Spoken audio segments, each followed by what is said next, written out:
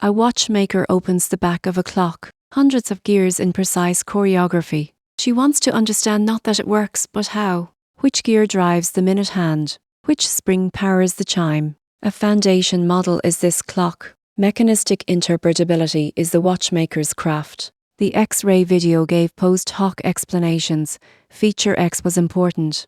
The watchmaker goes deeper. Neuron 3847 in layer 6 fires when the input has a hydrophobic patch. Understanding the mechanism, not just the attribution. Features: some neurons have clear functions. In ISM, a neuron fires for alpha helical context. Monosemantic, one gear, one function. The watchmaker labels each. Superposition, one gear does double duty. One neuron encodes hydrophobic patches and alpha helices and conserved positions simultaneously. More features than neurons packed in near orthogonal directions. The watchmaker can't assign one function per gear. Sparse autoencoders, a magnifying glass that splits each multifunction gear into individual functions. Many more hidden units. Sparsity penalty. Each say unit equals one interpretable feature. Anthropic applied this to Claude and found thousands of features. Circuits, chains of gears. Attention head in layer 2 identifies co-evolving positions.